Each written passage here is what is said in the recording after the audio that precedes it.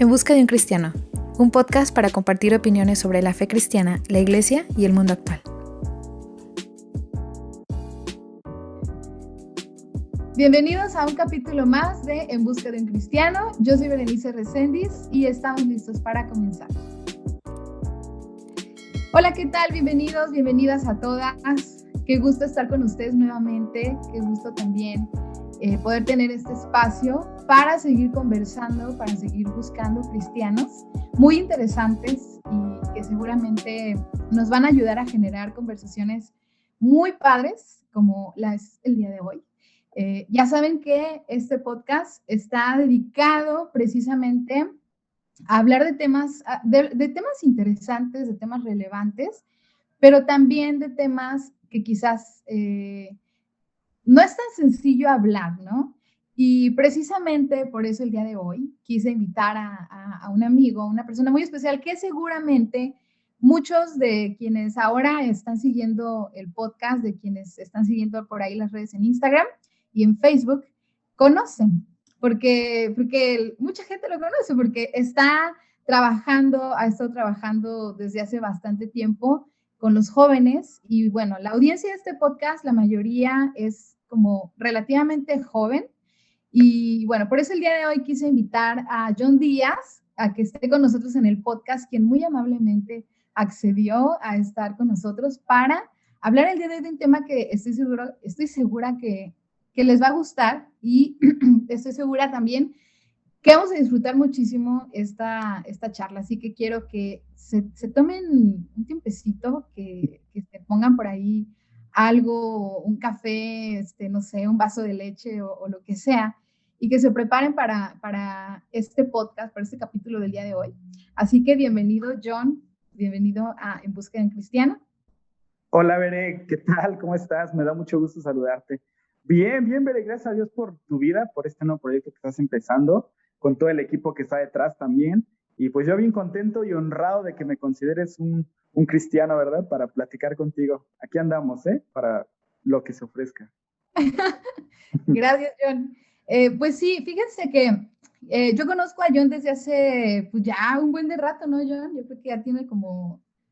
Según yo, Veré, como desde hace, ahora verás, como del 2014, creo que te conocí. Sí, ya tiene un buen rato. Y bien raro, Sí, ¿no? O sea, nos conocimos como sin conocernos. O sea, fue como, nos conocimos, nos empezamos a seguir o más bien nos empezamos a seguir en Facebook y por eso nos conocimos. Y ya después nos andamos por ahí encontrando en algunas cosas cuando yo todavía viví en Ciudad de México. Y bueno, pues tú has seguido. ¿En qué andas ahorita, John? ¿Qué ha sido de tu vida? ¿En qué estás trabajando ahorita? Pues ahorita, a ver, estoy prácticamente, digamos que el 90% de mi tiempo, estoy de tiempo como, bueno, como el 80%, vamos a decirlo así, un 80% de mi tiempo dedicado a la iglesia en la cual trabajo. Yo actualmente pues estoy como pastor de jóvenes en un proyecto que le llamamos Generación Berea, que ya tiene pues como, pues poquito más de 2 años. Y también aquí colaboro en la iglesia en la cual estoy, una iglesia aquí al sur que se llama Berea, precisamente. Y la otra parte de mi tiempo pues la dedico pues a diversos proyectos. Por ahí también yo tengo un podcast que ya está bien muerto, pero pues por ahí está, por ahí pendiente. Algunos proyectos que también quedan ahí de loading y algunas cosas así. De repente pues colaboro como profesor en el seminario, ¿no? De algunas materias de teología sistemática, de pastoral juvenil precisamente, que es lo que más yo hago, ¿no? Pues nada, sigo tratando de estudiar, de capacitarme, ¿no? Sigo estudiando, sigo pues en esto, con la familia. La verdad es que también debo decir que aunque dedico el 80% de mi tiempo a la iglesia, pues el 100% es para mi familia, ¿no? Con mis 2 niñas, tengo pues una niña de 5 años y una de casi 2, y mi esposa, y pues es una chambota. Yo me he dado cuenta que la parte de la familia es el trabajo pues más cansado, más exigente, pero a la vez más recompensado, ¿no? Que te da el Señor. Yo he entendido que pues mi ministerio primero pues es la familia, ¿no? Algo así es lo que yo trato de hacer en mi vida, veré, más o menos. Qué padre, John, qué bueno que has seguido y creo que ha sido también de los pastores jóvenes que como que ha tomado el valor para seguir trabajando con jóvenes, ¿no? Que creo que en este tiempo es un desafío muy interesante porque Ujú. yo creo que hay mucho, pues, y es que es una realidad, hay muchas iglesias que tienen a sus jóvenes como muy abandonados. Y yo veo que tú como quiera, pues ahí ahora en la pandemia incluso mantener a flote el ministerio de Generación Berea, yo pienso que también ha sido pues una chambita, ¿no? El tener que estar ahí acompañándolos y como dices, con tu familia y todo el asunto. Y pues estar ahí para ellos, ¿no? O sea, estar ahí Claro. para animándolos. Y es como, yo creo que trabajar con jóvenes es un tema de estar siempre creando, ¿no? Innovando en el sentido de buscar formas de compartir con ellos el mensaje, ¿no? Compartir con ellos la palabra. Sí. Creo que sí Sí, es. es un reto, como bien dices, Bere, sí. Y la verdad es que dentro de la iglesia presbiteriana, la cual pues yo soy parte, creo que la labor pastoral es de los jóvenes, hablando específicamente, pues una labor muy, vamos, no reconocida, no tan apoyada, ¿no? Siempre está la parte que te preguntan, ¿cuándo vas a dar el salto a la grande? ¿No? ¿Y cuándo vas a pastorear ya en serio? ¿No? ¿Ya cuándo te vas a tomar en serio la pastoral? Y eso es preocupante porque esa visión que se tiene, ¿no? Que se tiene acerca pues de la pastoral precisamente, de los jóvenes, eh, híjole, está muy desvinculada del mundo actual en el que vivimos, ¿no? Que es un México muy joven y la verdad es que, pues trato de hacer mi lucha, Bre. La verdad es que creo que, no sé si estoy llegando ya a mi límite de esta parte pastoral porque, contrario a lo que algunos piensan, pastorear jóvenes es muy difícil. Supongo que cada área, ¿no? Cada rubro de edad tiene su complejidad, pero lo que me ha tocado a mí pues, es muy difícil, ¿no? La verdad es que de repente ya quiero, pues no sé, probar otras cosas, a lo mejor probar otro público. Y bueno, estamos viendo a dónde nos lleva el Señor justamente en esta parte de pastorear, de estar en su obra, pero sí, de repente uno llega, pues no sé, burnout, ¿no? O sea, de repente ya crees que diste todo lo que debes, lo que pudiste haber dado, pero de repente el Señor viene y te dice, no, o sea, lo que estás haciendo me agrada, ¿no? Y aunque a veces a ti no, es muy frustrante. No sé si te pasa a ti también en la labor de pastoral que tú has ejercido. Sí, sí, definitivamente llega un punto también en tu vida en el que yo creo que nosotros como líderes no estamos exentos de justo, o sea, del cansancio, no estamos exentos incluso como de este desgaste espiritual, ¿no? Que a veces uno mismo tiene y que hay muchas iglesias, hay muchos líderes de líderes que no están acostumbrados precisamente a estar acompañando. Yo creo que también eso es una de las deficiencias que a veces encontramos, que, por ejemplo, tú que eres pastor de jóvenes y que alguien también te pueda pastorear a ti, que te ayude como precisamente en estos momentos. Y el punto, yo creo que siempre hay un punto crucial y creo que en algún momento lo platicamos, ¿cuál es el momento correcto para retirarte? ¿No? ¿Cuál es el momento correcto para cambiar? Porque siempre es muy difícil el cambio, siempre es muy difícil dejar un ministerio en el que dejas el corazón, ¿no? O sea, porque pastorear una Claro, iglesia es entregarte completamente en tiempo, en dinero, en esfuerzo, en todo, ¿no? O sea, tú das todo en un ministerio y cambiar y decir, bueno, ahora voy hacia otro lado, a veces pareciera muy sencillo, ¿no? Pareciera como, bueno, dejas acá y te vas para el otro lado, pero no, yo creo que es algo bien denso, que es difícil de procesar. claro. Sí, sí, sí, veré, pues sí. Pero bueno, en el camino andamos, ¿verdad? Dice el arriero. Arrieros somos que en Aquí el camino andamos. andamos. Anda, eso. Pues mira, ahora yo quiero, bueno, te he invitado porque quiero que platicamos el día de hoy con el Jonathan que bueno, a lo mejor algunas personas no saben, pero John estudió, como digo, estudió teología en el Seminario Teológico Presbiteriano de México, pero también estudiaste filosofía. Tú eres Ujú. filósofo. Y no sé si hay una diferencia entre estudiar filosofía y ser filósofo. Ahorita tú nos dices, pero Ujú. bueno, la razón es que ahora invitamos al Jonathan filósofo, que es un Jonathan que yo nunca he platicado, ¿eh? O sea, yo te conozco desde el Jonathan pastor, el Jonathan cuate, Jonathan hemos andado por ahí en algunos otros ministerios y todo, pero el Jonathan filósofo, estoy segura de que tiene mucho que contarnos desde su experiencia. Y yo creo que, fíjate que esto me parece algo muy interesante, o sea, el tema de la filosofía y el tema de la religión, creo que es un tema que a veces no se habla mucho en la iglesia actual, pero que cuando tú lo estudias un poco más a fondo, cuando tú te vas como un poco más hacia atrás, te das cuenta que la mayoría, o sea, muchos de los antiguos teólogos y escritores y pensadores y apologetas estudian filosofía, o sea, casi todos, o sea, filosofía, filósofos, etcétera, ¿no? Entonces, el día de hoy quiero invitar a Jonathan, que ha estudiado filosofía, a que platique con nosotros acerca de este tema que en muchas ocasiones es un tema tabú, ¿no? Es un tema tabú en la iglesia, es un tema medio complicado, no sé si realmente lo sea o nosotros no la complicamos, pero es un tema bien interesante y que cuando estaba como planeándolo y hace ratito que estaba por ahí pensando en algunas cosas, y dije, híjole, la verdad es que creo que va a estar muy bueno y va a estar muy bueno platicarlo con John. Creo que John tiene como ambas perspectivas, ¿no? Y seguramente va a ser algo bueno.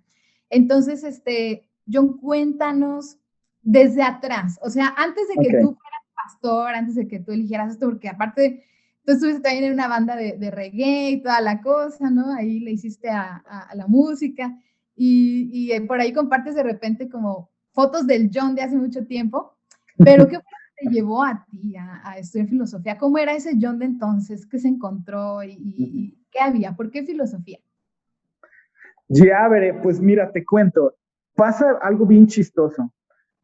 No sé si cuando le preguntan a un niño, ¿qué quiere ser de grande? ¿No? Y todos los niños en México, no sé, el 90 y tantos %, quiere ser futbolista, ¿no? Y obviamente pues, yo quise ser futbolista gran parte de mi vida, pero no sé de qué manera, yo creo que tuvo que ver que no tuve tan buenos maestros en áreas como matemáticas, química, física, como las ciencias duras, ¿no? ¿Sabes? Lo llaman biología, todo eso. Nunca fui bueno para eso, en verdad, nunca.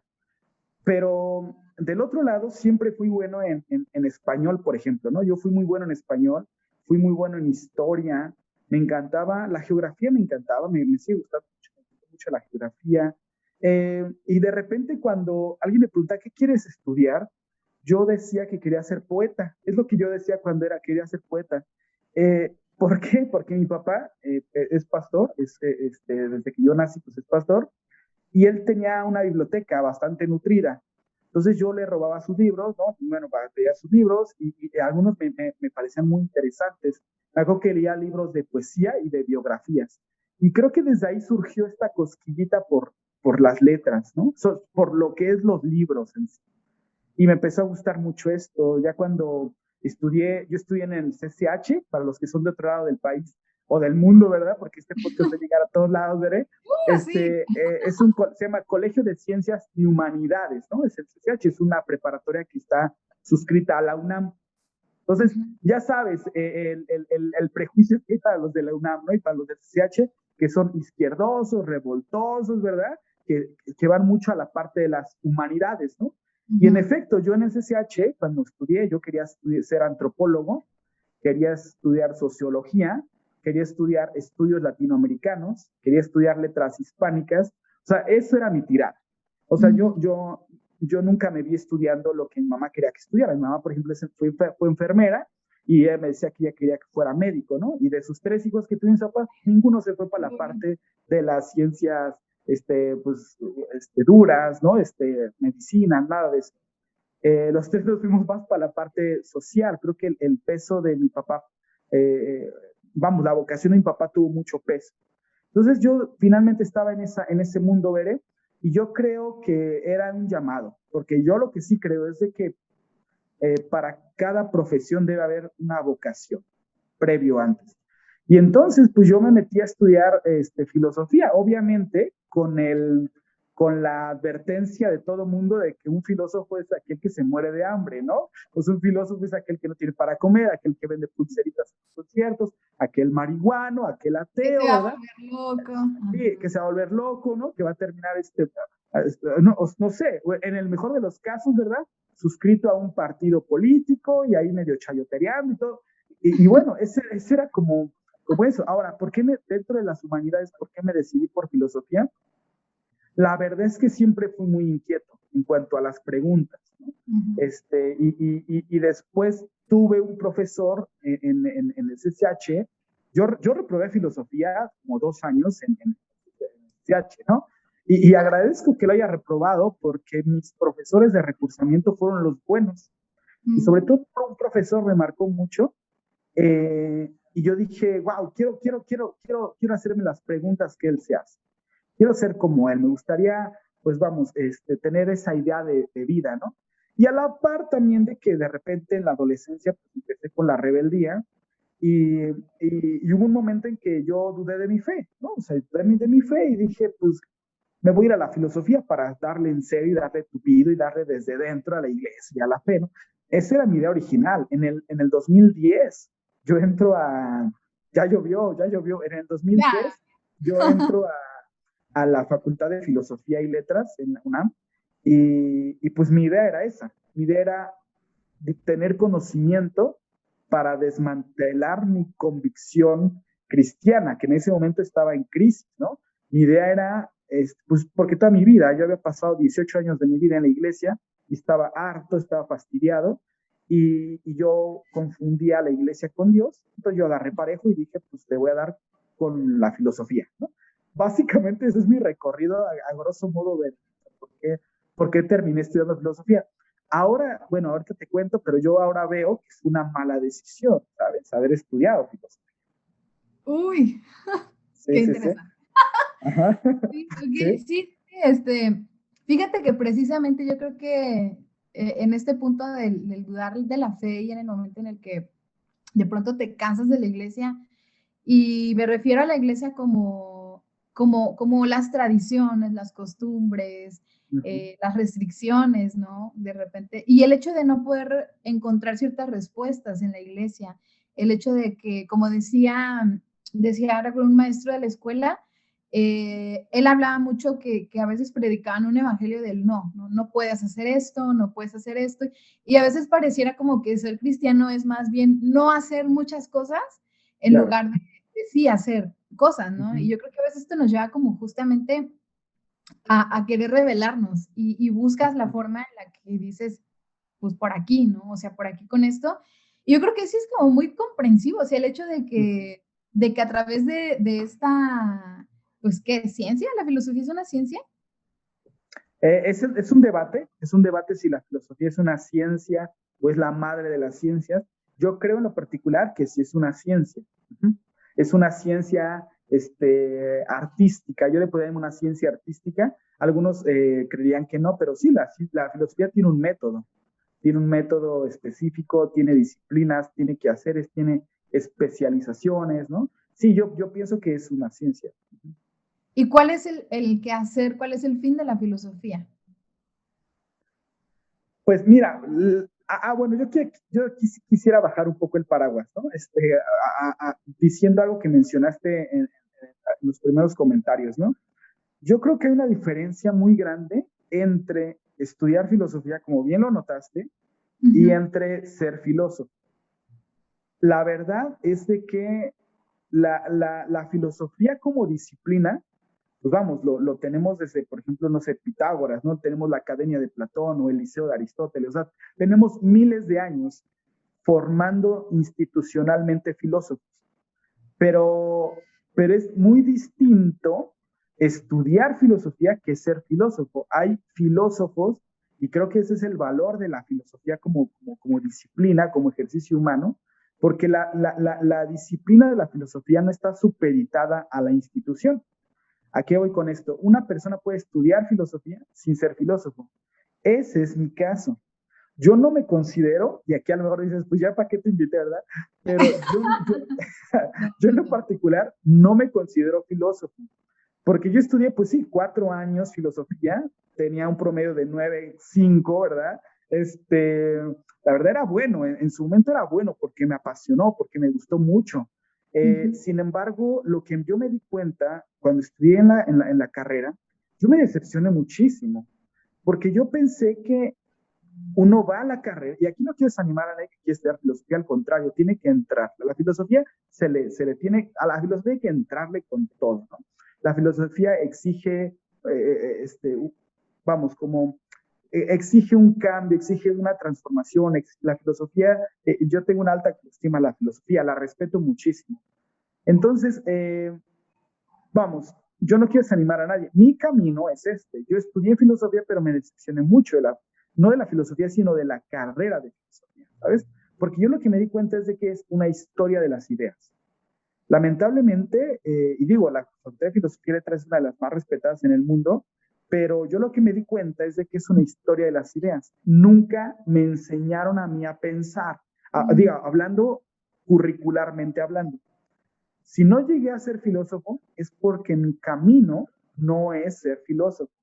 Creo que a mí me sirvió mucho haber estudiado filosofía, pero yo no me considero un filósofo. Ajá. Entonces, esa es una diferencia como que yo sí quisiera decir. Alguien, por ejemplo, que estudió arquitectura, pues podría ser arquitecto, si, o sea, vamos, ¿no? Pero estudiar filosofía no te garantiza tener un pensamiento crítico, ¿no? No te garantiza, hacer buenas preguntas, que creo que esa es la filosofía. Ahora, la pregunta que tú me haces es, pues, ¿qué es filosofía? Yo creo que la filosofía es, bueno, su nombre, pues, el amor al conocimiento, ¿no? O ser un amante del conocimiento. Yo creo que es eso, justamente un filósofo es la persona que vía la razón pretende llegar al fin último, a las causas últimas, ¿no? Y por ejemplo, ahí tenemos el modelo aristotélico del motor inmóvil, ¿no? Es decir, hay algo que mueve todas las demás cosas, pero eso no se mueve, ¿no? Es la metafísica aristotélica, o sea, nos vamos para atrás, nos vamos para atrás, nos vamos para atrás, encontrando o tratando de encontrar las causas últimas del por qué son así las cosas. Justamente la filosofía son preguntas. ¿Por qué esto? ¿Por qué acontece lo otro? Y justamente lo que mueve a la filosofía es el conocimiento en búsqueda de la verdad.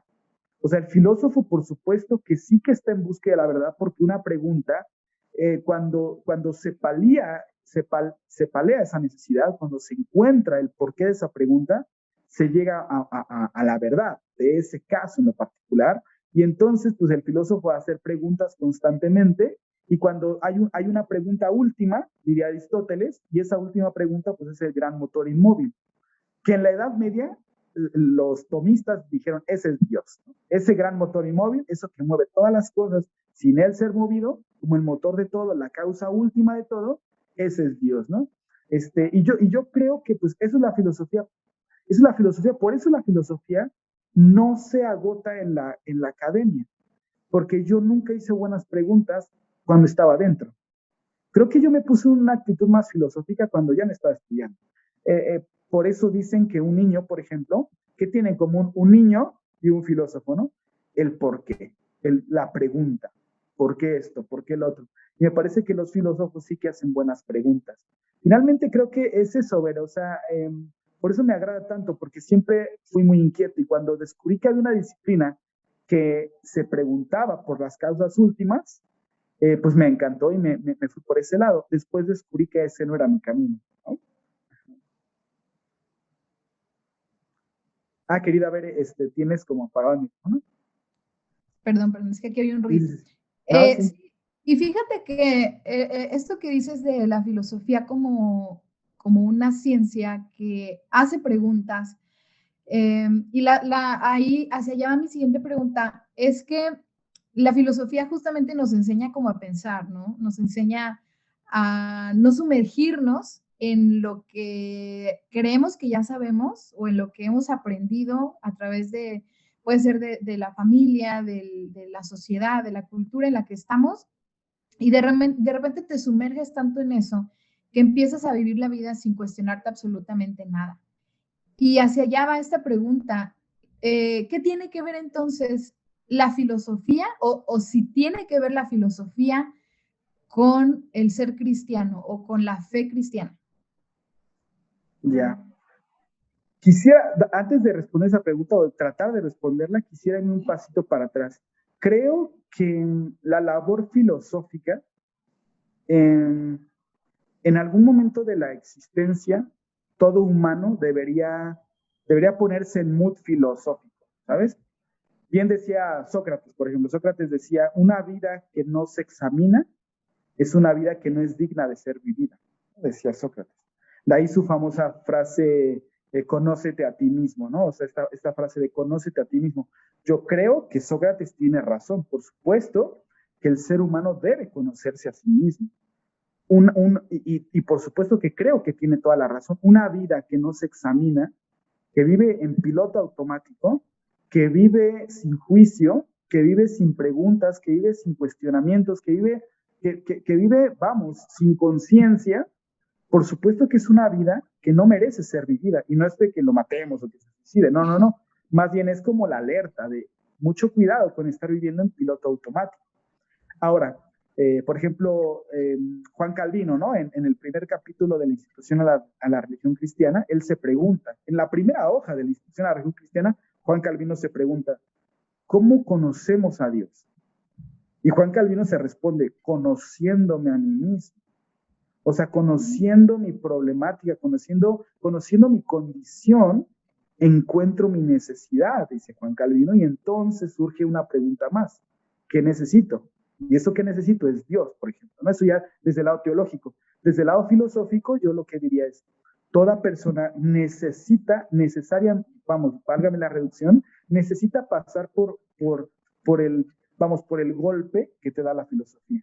Entonces, una persona que no se pregunta el porqué de las cosas, el porqué de su vida, el sentido de su existencia, sus orígenes, su trascendencia, ¿no?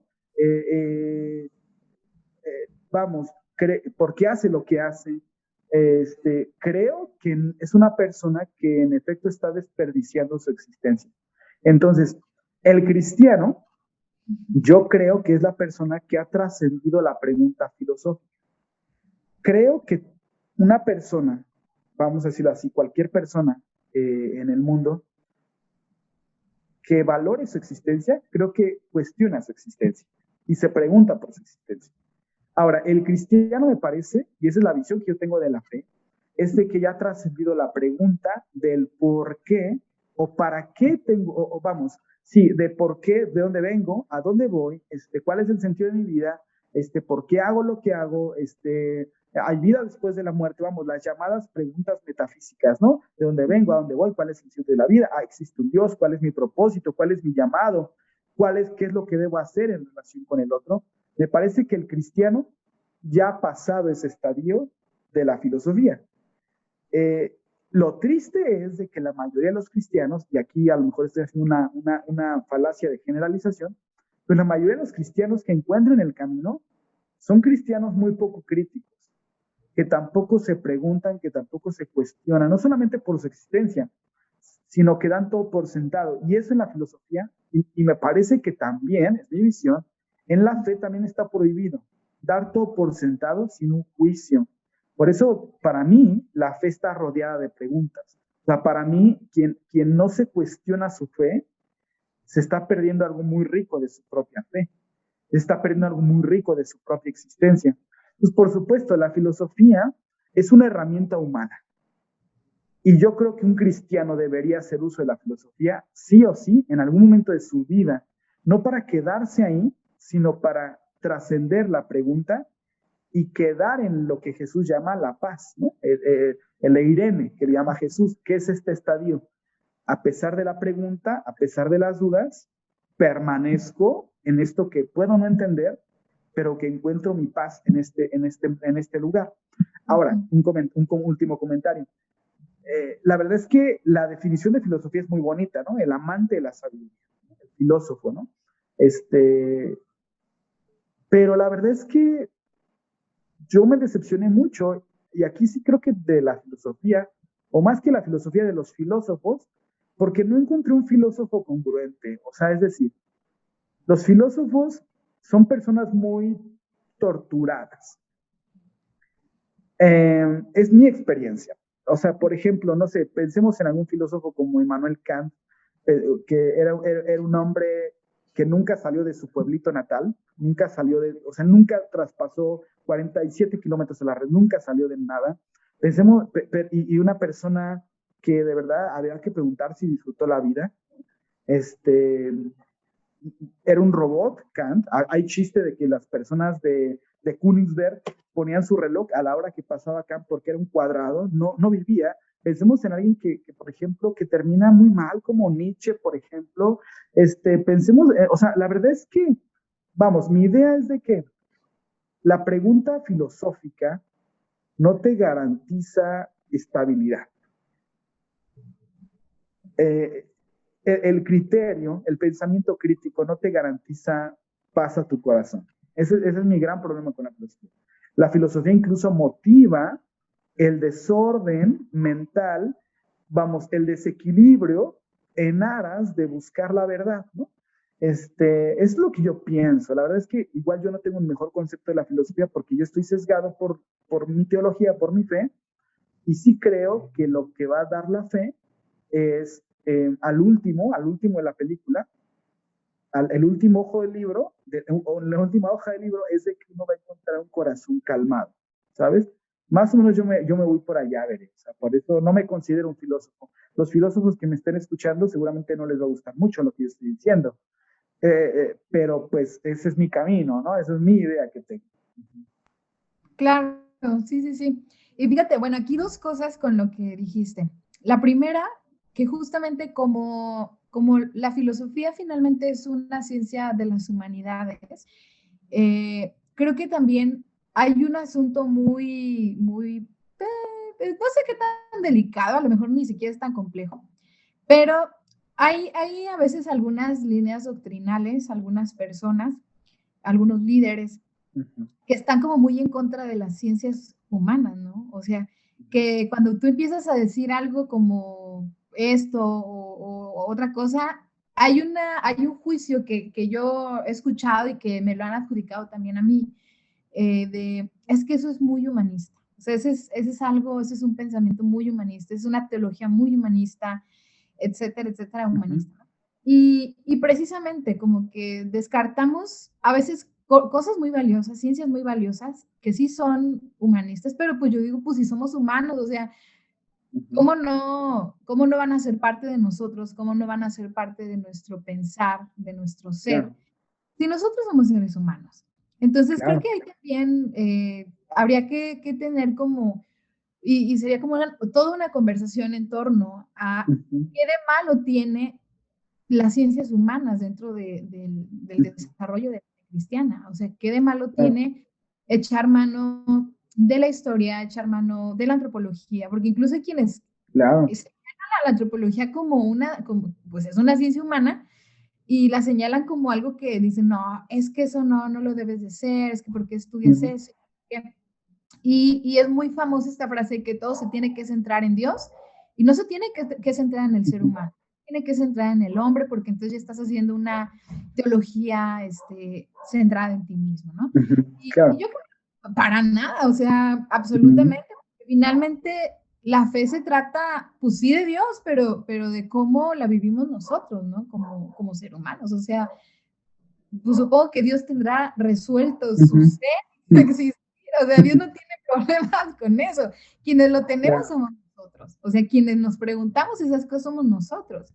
claro. Y hay una segunda cosa, Ujú. y aquí a lo mejor esta pregunta está medio, no sé si esté bien o no, pero ¿tú crees que en esto que decías de que cuestionar, bueno, estar haciéndonos preguntas sobre nuestra fe, preguntándonos por qué creemos lo que creemos, si sabemos por qué hacemos, y esto sería yo creo que un ejercicio súper simple en muchos miembros de iglesia, preguntándonos cosas a veces súper sencillas, ¿no? Como, Ujú. por ejemplo, la Santa Cena, por qué el bautismo, o sea, hay mucha gente que no sabe cosas que son tan sencillas en la iglesia y que Ujú. hacemos de una manera regular, de una manera común, preguntándonos, por ejemplo, ¿sabes de dónde viene la Biblia? ¿Sabes? Totalmente. O sea, cosas así, ¿no? Bien sencillitas que nunca nos preguntamos. Y creo que cuando decías esto, yo pensaba en Jesús. Y yo pensaba en cuando Jesús hablaba con muchos de los que en ese momento, bueno, eran judíos, y Ujú. les hacía preguntas referentes a lo que ellos mismos hacían, a sus prácticas, a sus creencias incluso, ¿no? Y Jesús nos llevaba a reconsiderar lo que pensaban. Y claro, muchos de ellos en algún momento sí se quedaban así como de que, ah, caray, ¿no? O sea, esto Ujú, no me lo esperaba, o sea, no, nunca había pensado en esto. ¿Tú crees sí. que, que de acuerdo porque bueno, históricamente, de acuerdo al contexto en el que se narran los hechos de Jesús en la tierra, ya Ujú, existe la filosofía, ¿no? O sea, ya claro. había ejercicio filosófico, ya había escuelas de filosofía. Entonces, ¿tú crees que Jesús aprendió? Porque luego también hay como mitos y cosas así, ¿no? De que Ujú, Jesús filósofos y que no sé qué. ¿Tú ujú, crees que Jesús hizo o echó mano de esto o ujú. convivió con esto? ¿Cómo lo ves? Y preguntas muy interesantes, de que tú estás haciendo. La primera pregunta, ¿por qué la gente menosprecia el conocimiento social? Los cristianos sobre todo, ¿no? Yo creo que en lo particular, veré, menosprecian el conocimiento en general. Piensa en algo, por ejemplo, piensa en algo.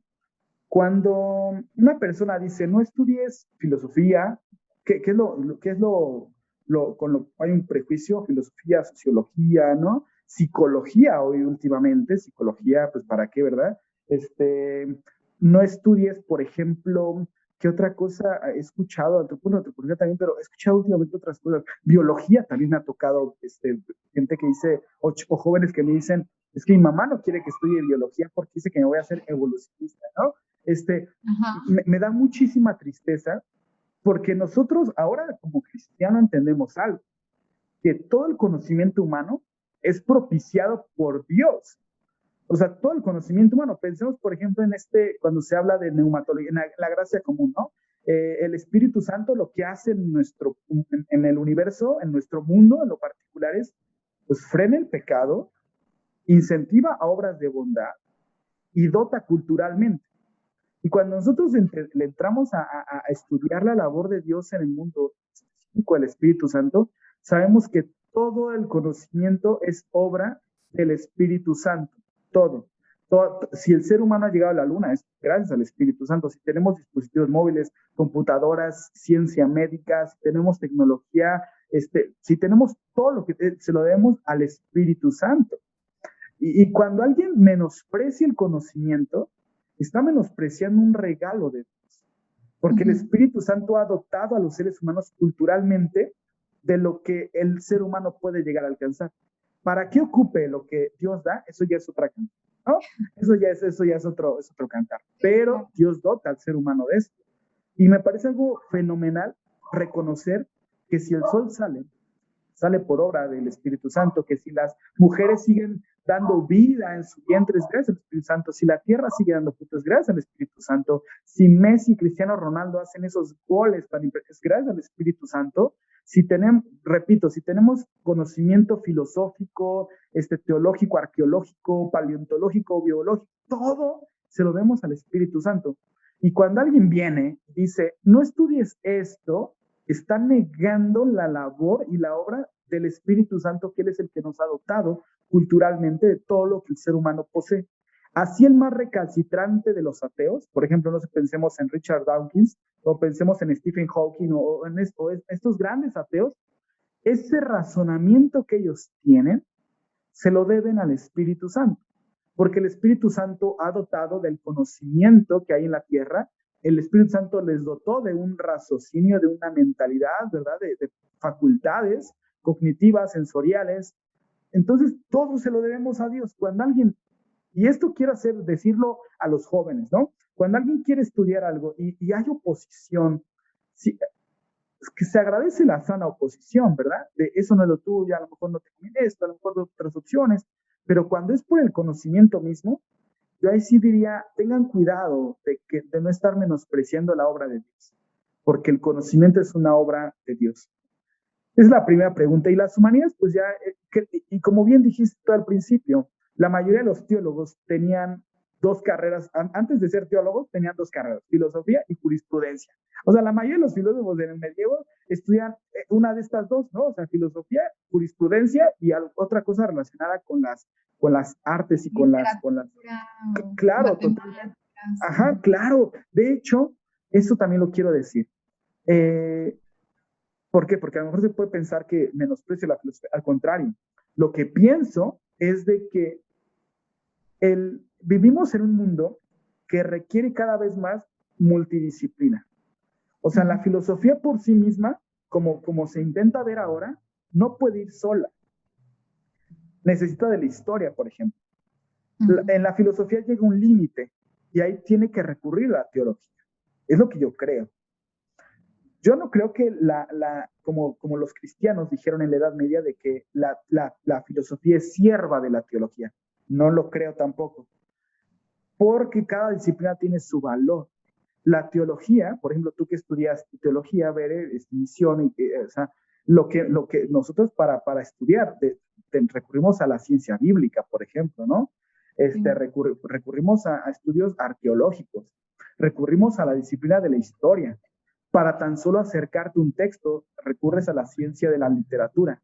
Para redactar una tesis, recurres a la ciencia de la redacción, o sea, la ciencia de la gramática, de la morfología. O sea, vamos, a lo que voy es, creo que las personas que niegan hoy día la multidisciplina están perdidas, porque cada vez se necesita más multidisciplina, cada vez decir, yo llego hasta aquí y que otra persona te lo responda. En la labor pastoral, a veces un pastor pretende responder y ayudar a las personas con la Biblia en mano, cuando creo que los pastores hoy día deben mirar hacia la psicología y deben mirar hacia la psicoterapia y deben, vamos, o sea, y deben mirar hacia las ciencias como, por ejemplo, en un caso, como por ejemplo las adicciones, se me fue el nombre, el necesito que buscaba, las ciencias médicas, bueno, todo esto, ¿no? Ya sabes, o sea, es decir, creo que ningún humano va a agotar el conocimiento, pero como especie, el Señor nos ha dotado de muchísimo conocimiento.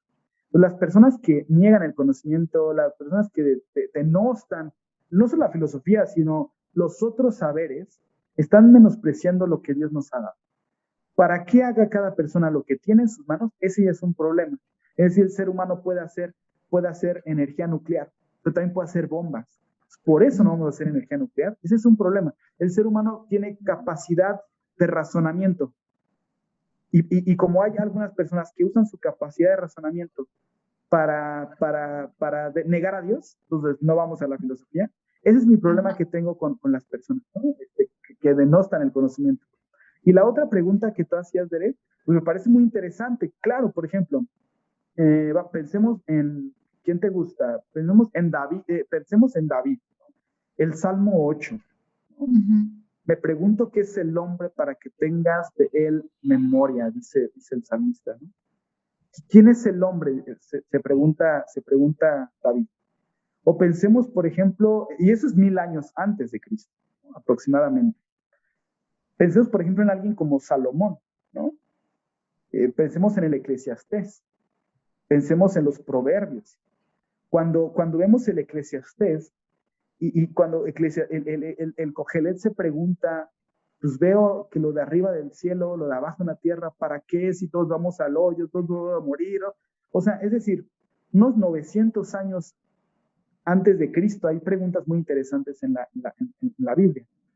La filosofía se empieza a articular por allá del siglo VI después de Cristo, antes de Cristo. Ahí tenemos el registro de los famosos presocráticos. Para mí el primer filósofo griego es Pitágoras. O sea, Pitágoras y los cultos órficos son los primeros que hacen estas grandes preguntas. Ahora, cuando, por allá, ¿verdad? ¿Cuánto tendría que ser? Como del siglo III antes de Cristo, a ver, corrígeme ahí, veré, pues llega las legiones de Alejandro Magno a toda la parte semita, ¿no? O sea, llega a Judea, lo que es Judea, Israel, Egipto, llega hasta la India, Alejandro Magno incluso, y entonces en Israel empieza una era que se conoce como el helenismo, la época helena, que no está en nuestra Biblia pues, canonizada, ¿verdad? La era cristiana, ¿no? Protestante, pero sí que lo reportan, por ejemplo, sabiduría o eclesiástico o macabeos, ¿no? Entonces, por supuesto que Jesús tenía conocimiento de la ciencia. Incluso en algún momento a Jesús lo buscan dos escuelas filosóficas. está en los evangelios, los epicúreos y los estoicos. Buscan a Jesús, pero por algo Jesús no lo recibe. O sea, Jesús no lo recibe porque en ese momento, pues Jesús, como él lo decía, ¿verdad? Yo estoy llamado a las ovejas de mi Padre. Obviamente esta apertura ya se da después con el apóstol Pablo, pero por supuesto que Jesús tenía conocimiento. De hecho, hay un debate, ¿cuál es la Biblia que lee Jesús? ¿Cuál es la Biblia que lee Jesús? Porque, pues vamos, o sea, lo que uno más se orillaba a entender, o por lo que igual yo más me orillo a ver, es de que la Biblia que Jesús leía, pues ya era una Biblia, pues muy helénica, incluso la Septuaginta podría haber sido la Biblia que leyó Jesús, atravesada por el pensamiento griego, ¿no? Es decir, una traducción griega de las escrituras del Antiguo Testamento. Pues sí, eso es un ejercicio interesante. Por eso yo no creo la famosa teoría de que en Grecia nace la filosofía. Esa es una falacia. ¿Por qué? Porque no es patrimonio de los griegos el pensamiento, la pregunta vamos, o sea, la inquietud. Como occidentales, pues sí se nos dice esto. Pero como mexicanos, yo les recomiendo que leamos los libros, por ejemplo, de Miguel León Portilla. El doctor Miguel León Portilla estudia todo el fenómeno de la filosofía mexica, por ejemplo, ¿no? Y la idea que él da es, o sea, muchísimo antes de que hubiera pensamiento filosófico en Grecia, aquí en América ya había preguntas interesantes. Y perdón, muchísimo antes de que llegara la colonia a este lado del mundo, ya teníamos ejercicios como el de Tlacaelel, teníamos ejercicios como el de Nezahualcóyotl, pensamiento filosófico, o sea, el famosísimo poema de Nezahualcóyotl, ¿verdad? Amo el canto del sinsonte y todo, pero amo más a mi hermano el hombre. Y hay una ética de Nezahualcóyotl contraria a la de Tlacaelel, que era una ética bélica, guerrera, de vamos y matemos a los otros, y hay un pensamiento humanista, que es, por ejemplo, el de Nezahualcóyotl y de las escuelas pues vamos, por ejemplo, hay otro autor que se llama Carlos Lenkendorf, él es un alemán que vivió en las comunidades tojolabales de nuestro país, en Chiapas, y él dice, estos cuates nunca han tenido relación con Occidente. Y él le llama la filosofía tojolabal. Hay un libro que edita Porrúa que se llama Filosofar en clave tojolabal, y él dice, tiene una filosofía, tiene un sistema de creencias, tiene una cosmovisión, tiene una ética, tiene una metafísica, tiene una epistemología, tiene una estética. Entonces, vamos, a mí no me suena, pero de nada descabellado, por ejemplo, que los profetas menores del Antiguo Testamento sí que son filósofos. En un sentido lo son, porque hacen preguntas. O sea, pensemos en alguien, por ejemplo, como Habacuc, que se hace la pregunta del mal. ¿Por qué existe el mal? O sea, ¿por qué Dios me permite ver tanta maldad acá? Sí, O sea, ¿por qué permites esto? Ajá. Claro, o sea, ¿por qué lo permites, no? O sea, ¿por qué me lo dejas ver? Pensemos en alguien como Amós, ¿no? Por ejemplo, en Amós vemos una ética que algunos podrían llamar humanista. Por ejemplo, Amós lo que pregunta es, o sea, ¿por qué hay injusticia, no? O sea, ¿por qué razón venden al pobre por un par de sandalias? Y algunas preguntas que se hacen, ¿no? Ahora, este tema del humanismo, que también me preguntabas, Derek, híjole, yo creo que la manera más palpable de amar a Dios es amando a las personas. Es cierto, el término humanista está muy, vamos, como satanizado, porque quien es humanista niega a Dios, ¿no? Creo que, obviamente, sí, como cristianos, nuestra cosmovisión es que somos teocéntricos, cristocéntricos, ¿no? Dios en el centro y que todo lo que hacemos va para Él. Pero, ¿de qué manera vamos a agradar a Dios? ¿No? Vamos a mostrarle que a Dios que le amamos, si no es a través de nuestros seres, los seres humanos, de nuestros hermanos y hermanas. O sea, yo creo en lo particular que a Dios se le ama, pues así, ¿no? En lo práctico. Entonces, ese término humanista, entendamos la definición, pues, o sea, lo humanista es lo que va o sea, lo que es en pro de los seres humanos. Y creo que finalmente el cristiano sí que debe hacerlo todo para los seres humanos, porque vivimos en un mundo, bien decía Martín Lutero, Dios no necesita mis buenas obras, pero mi prójimo sí. O sea, mi prójimo sí necesita mis buenas obras, Dios no.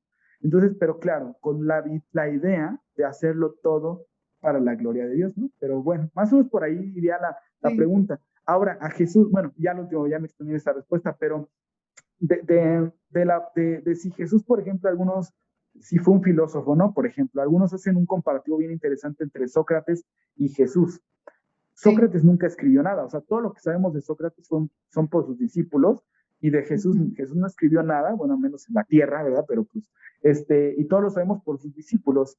A Sócrates lo consideran pues un ateo, pervertidor de las juventudes. A Jesús, pues bien no lo consideran ateo, pero pues sí un blasfemo, ¿no? Y finalmente Sócrates muere en un juicio mal ejecutado, a Jesús también. Sócrates le dan cicuta, a Jesús lo crucifican. Se hacen como comparativos, ¿no? Yo creo, y eso sí es como mi pensamiento, que lo que moldea a Occidente es la filosofía griega y el cristianismo. No tendríamos Occidente como lo conocemos hoy día sin el cristianismo y más antes la filosofía griega. O sea, no lo tendríamos. De hecho, nuestra herencia es filosófica y cristiana. Es la herencia de Occidente, aunque Occidente hoy día está muy empecinado en negar su raíz cristiana y su raíz, bueno, su raíz filosófica no, pero vamos, o sea, la articulación que hace la Edad Media durante unos 1000 años es fusionarlas, o sea, hasta cierto punto fusionan cierto pensamiento que hoy día debemos eh, depurar, porque hay elementos de la filosofía, en este caso de la filosofía griega, que tiene nuestro cristianismo y que no son plausibles, no son buenos, voy a decirlo así. ¿Cuáles, John? Por ejemplo, el pensamiento dicotómico, o sea, el pensamiento de que existe algo bueno y algo malo. Por ejemplo, no, a ver, lo que existe de que existe algo sagrado y algo profano. Ese es un pensamiento griego, ¿no? Por ejemplo, Platón en la República va a hablar de que los artesanos, los que trabajan con sus manos, pues son gente de más baja calañita, ¿no? Los filósofos, como nos dedicamos al pensamiento crítico y teórico, somos los buenos, somos los chidos. Y eso el cristianismo no lo va, o sea, no es más el pastor que se dedica a leer la Biblia que el hermano que es mecánico, o sea, no existe esta diferenciación. En el griego sí. O sea, esta dicotomía, por ejemplo, entre, entre lo espiritual y lo material, ¿no? O sea, por ejemplo, Platón o la filosofía platónica finalmente va a decir que el alma, la persona que va a pulir sus virtudes intelectuales, lo que se dedicó a la parte espiritual que hay en él, la parte eterna que hay en él, que es el alma, pues al final de su muerte, su alma va a ser jalada por 2 caballos, y si se dedicó al pensamiento, a la racionalidad, pues va a ir al topus Uranos, pero si se dedicó a los placeres de este mundo, si le entregó su vida a lo material y lo sensitivo, pues va a regresar a la tierra en algo que Platón llamaba la transmigración de las almas, ¿no? Y los cristianos no creemos eso, o sea, los cristianos creemos que el cuerpo es bueno, que la materia es buena, o sea, y vio Dios que todo lo que había hecho era bueno en gran manera. Del otro lado, el mito del demiurgo, por ejemplo, Platón tiene un diálogo que se llama el Timeo, en la cual él dice que la materia es una creación de Dios malo, que él llama el demiurgo. Perdón, ¿me escuchas, Veré? Sí. Ok, es que me estaba entrando aquí una llamada, perdóname, como estoy grabando el set. Y el demiurgo era este dios que copia lo que está en el topus Uranus, lo que está en el mundo de las ideas, el mundo eidético, y lo materializa. Por eso la materia, pues, no es algo bueno, ¿no? Y pues, obviamente dentro del cristianismo también pasa. O sea, sí que pasa. De ahí, por ejemplo, que a partir del siglo IV de nuestra era, pues algunas órdenes monacales tienen esta idea de apartarse del mundo, de irse a un lugar donde no tuvieran que relacionarse con el mundo, porque pues, este mundo material y sensitivo pues es malo, y yo me dedico a la oración, al pensamiento, a la iconía, a la Biblia, ¿no? Y eso no, ese sí que es una herencia griega, y que no es plausible, no es buena para nuestra fe, ¿no? Por ejemplo. Y creo que también, bueno, no sé si esté equivocada, pero hasta donde recuerdo también el pietismo tiene mucho como de esto, ¿no? O sea, de este tinte de dedícate a orar, dedícate solamente como a cosas espirituales o a lo que nosotros regularmente le llamamos espiritual, porque ya cuando te adentras más en el tema espiritual, justo volvemos como al principio, ¿no? O sea, ¿qué tiene que ver con el espíritu? Pues todo, básicamente. Claro. Pero precisamente nosotros aquí en México, o sea, de cómo ha llegado el cristianismo acá, a México, tenemos también como esta herencia, ¿no? O sea, nuestro protestantismo mismo tiene una herencia pietista sumamente. Y por eso Claro, es que hoy vemos muchas iglesias protestantes, muchas iglesias que tienen esta misma corriente, encerradas en las iglesias y que consideran que lo único bueno y valioso y loable en cuanto a la fe es orar, es cantar, es cosas que tengan que ver con cosas como espirituales, ¿no? O claro, místicas. Y dejamos de lado toda la parte material, toda la parte humana, o sea, lo que podemos hacer por las otras personas, lo que podemos cuidar por nuestro medio ambiente, por la tierra.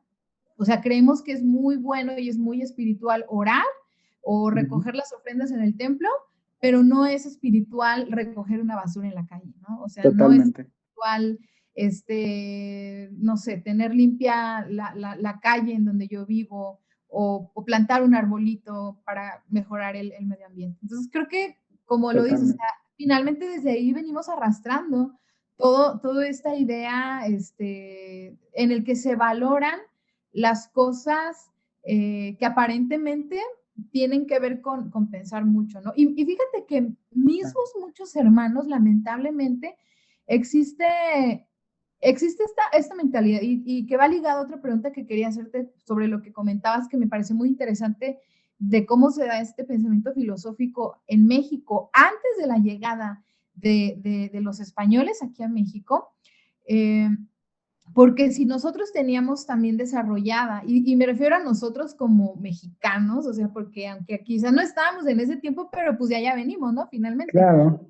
Entonces, nosotros teníamos también a nuestros pensadores, tenemos a nuestros filósofos, teníamos una identidad que nos llevaba a cuestionarnos, que nos llevaba a pensar muchas cosas y que digo, finalmente también eso ayudó a que las culturas de ese entonces se desarrollaran de una manera que ahora lo vemos, o sea, lo que Ujú, construían, por ejemplo, el uso a veces de ciertas hierbas, los bordados que vemos ujú, en las ropas y muchas otras cosas que nos heredaron, que honestamente muchos de nosotros claro. desconocemos.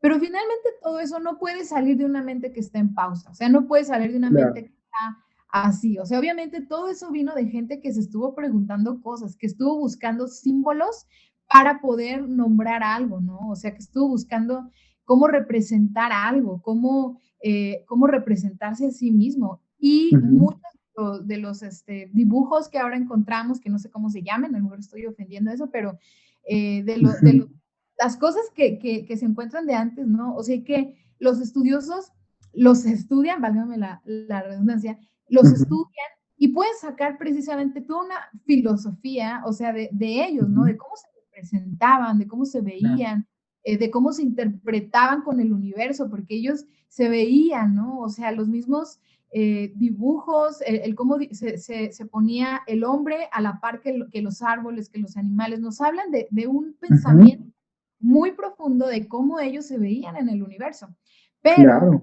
pasa también que cuando vienen los españoles y todo esto, finalmente como que nos traen esta misma tendencia que sucede durante la Edad Media en Europa, de no pensar, ¿no? Porque finalmente lo que Ujú, hace la iglesia aquí en México y lo que hace o a través de la Santa Inquisición, que no fue solamente a través de la Santa Inquisición, sino antes de que ujú, empezara como tal la Santa Inquisición, pero lo que hacen ellos es llevarnos a no pensar, o sea, no preguntes, no cuestiones, nada, o sea, yo aquí vengo todo y te lo traigo y te lo doy, y ya no tienes tú que preocuparte por nada, incluso todo lo que tú creías anteriormente, vamos aquí a reconfigurarlo y nos ujú, empiezan a dejar una idea de no cuestionarnos absolutamente nada. Entonces creo que todo este pensamiento se pierde, o sea, todo esta filosofía que yo no sabía, pero que bueno, ahora sé que está ahí,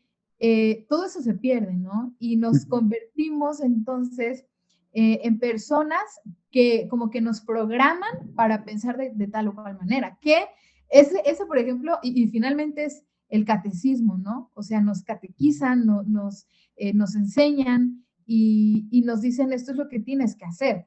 Que honestamente cuando llega la iglesia protestante en México, no sé, o sea, no digo tampoco que sea malo, que bueno, de ahí venimos, gracias a Dios, pero lo que hacen tampoco es como que muy grandioso en el sentido del pensar.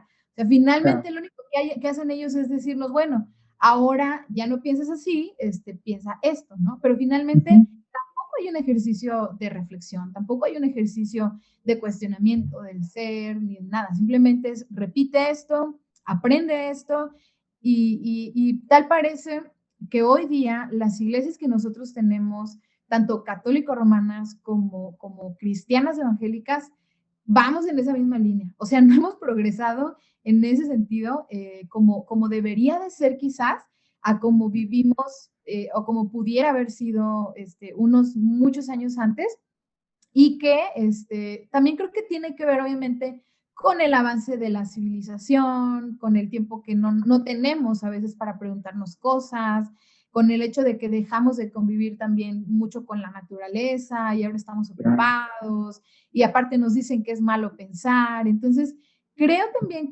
que como pensándolo en México, o sea, pensándolo aquí en nosotros como cristianos y mexicanos, también tenemos como mucho de eso, ¿no? O sea, mucho que trabajar, tenemos mucho que recuperar y que honestamente no es tan malo a veces preguntarnos y reconocernos como parte de un pueblo que pensó, como parte de un pueblo que alguna vez interpretó de acuerdo al contexto en el que estuvo, pero que también mucha gente cristiana lo sataniza, ¿no? Mucha gente cristiana dice, no, no, no, o sea, todos ellos fueron personas malas, fueron asesinos, tenían un montón de tenían un montón de no sé qué. Luego, finalmente eso formaba parte de su filosofía. O sea, era lo que a ellos les daba el sentido de existir. Y yo no digo que vamos a ir a creer en 300 dioses, pero sí recuperar esta parte como de entendernos a nosotros mismos, ¿no? Sí, lo autóctono, Bere. Creo que últimamente esa palabra me suena mucho desde que salí del seminario, pues precisamente yo hice un trabajo sobre pues en ese momento yo una teología autóctona, ¿no? Una teología de nosotros para nosotros. Y creo que se necesita el folclore. El folclore se necesita el filtro de todo lo que recibimos. Obviamente te sigo al 100 en la parte, o sea, sí creo que hay elementos que, o sea, venimos de un sincretismo, venimos de un choque cultural, venimos de un empoderamiento, de ejercicios hegemónicos, claro que venimos de allá. Y creo que a la luz de eso, por ejemplo, ahorita que estamos en el mes de septiembre, bueno, ahorita cuando estamos grabando esto, septiembre, estamos con lo mexicano. ¿Qué es lo mexicano? ¿No? Lo mexicano, pues, es un cúmulo de mezclas, ¿no? De culturas originarias, de españoles, de inmigrantes, etcétera, etcétera. ¿A qué voy con esto? Creo que tanto en la filosofía últimamente como en la teología, lo que se valora mucho es lo nacional, lo propio. Por ejemplo, el tema de la filosofía de la liberación, en ese momento la filosofía de la liberación, un ejercicio que vino consecuencia de una pregunta desde la teología de la liberación. Porque en nuestra América Latina, los que empezaron con esta idea, pues fueron precisamente sacerdotes católicos, ¿verdad? Con un sentido un sentido de justicia muy alto, un sentido social, responsable, etcétera. Y de ahí viene, o sea, ejercicios de recuperar lo nuestro, ¿verdad? Frente al poder hegemónico y estas que se van haciendo en nuestra América Latina. Ahora, desde la década de los 60, ¿verdad? Que empezó este movimiento llamado la teología de la liberación y después se forma una filosofía, ahí se ve la relación. Dice, no, filosofía y teología no tienen nada que ver. La verdad es que sí tiene que ver. La filosofía de la liberación, por ejemplo, como algunos escritores como Enrique Dussel y otros más, precisamente le deben sus ejercicios filosóficos a los ejercicios teológicos que se hizo, obviamente, por sacerdotes, por personas letradas, por personas de fe, y ahí se ve la relación. Pero desde que yo entré a la universidad, recuerdo que siempre es esta palabrita, lo no eurocéntrico, lo no eurocéntrico. O sea, esa palabrita la escuché que te gusta 1,000,000 de veces, entonces, lo no eurocéntrico. Si estás muy eurocéntrico, esa filosofía está muy eurocéntrica. Ahora está muy de recuperar lo nuestro, y creo que en nuestra América Latina lo que se valora mucho es recuperar lo nuestro. Ahora, y quisiera, ahorita que mencionaste esta parte, quisiera mencionar este libro, no sé si lo conoces, es de Justo R. González, se llama Culto, Cultura y Cultivo. Es un gran libro, precisamente, que tiene esta idea de estas palabras. Por ejemplo, cultivo, cuando las personas se enfrentan a un ambiente. La manera de sobrevivir este ambiente es a través de lo que va a ser el cultivo, ¿no? O sea, la manera en que vamos a sembrar, la manera en que vamos a cosechar. O sea, yo me enfrento a una circunstancia dada y cultivo así. Ahora, la manera en que yo cultivo, la manera en cual yo me enfrento al mundo, a este mundo exterior, voy a formar una cultura. O sea, los mexicanos de este lado del mundo no tenían la misma cultura de los europeos, no tenían la misma cultura de los semitas, de los griegos, porque obviamente se enfrentan al mundo de una manera distinta. Yo me enfrento al mundo, resuelvo mis problemáticas, y después de resolver mis problemáticas, voy a hacer pues ejercicios de interpretación, ¿no? Finalmente, pues esa es la cultura, ¿no? Es cómo el ser humano palía sus necesidades y se enfrenta al mundo. Pues no solamente me enfrento al mundo, ni resuelvo mis necesidades, sino que lo interpreto. Y de ahí viene el culto. Entonces, la verdad es que, claro, como cristianos, pues agradecemos que haya llegado el Evangelio a nuestro país, pero la verdad es que el Evangelio no llegó, o sea, hubiera llegado por cualquier otro medio, ¿verdad? Aquí es como Mardoqueo a Esther, ¿verdad? O sea, si no hubieran sido por ellos, hubieran sido por cualquier otro. O sea, la verdad es que el Evangelio que llega a América, pues vamos, a través de los españoles, pues es un Evangelio muy a modo. Hay sus resistencias, ¿no? Por ejemplo, los 12 franciscanos, ¿no? Que llegan a nuestro país, pues traen el Evangelio, traen la Biblia, obviamente, pero con una interpretación, es decir, con un culto que no pertenece a cómo enfrentamos el mundo y cómo resolvemos nuestras necesidades. Por eso yo creo firmemente que existen verdades objetivas en contextos relativos. ¿Qué quiere decir esto? O sea, yo creo que el Evangelio es para todos en el mundo, ¿verdad? El Evangelio de Jesús, yo creo que Él es el único camino al Padre, pero sí que se necesita pasar una mediación, sí que se necesita pasar un filtro, tanto cultural como de cultivo. Tenemos que ver qué es lo esencial a la fe en un mundo cambiante y movible, ¿no? Y que continuamente está transformándose. Entonces, para mí que eso lo ayuda a la filosofía, precisamente. O sea, para mí que no solo la filosofía, sino la antropología, la etnología, los estudios sociológicos. O sea, no podemos llegar bueno, y tú sabes muchísimo más de esto, ¿verdad? O sea, de misionología. No podemos llegar a un lugar y decir, pues esto es así, se friega, ¿no? O sea, creo que se necesitan ejercicios de reflexión.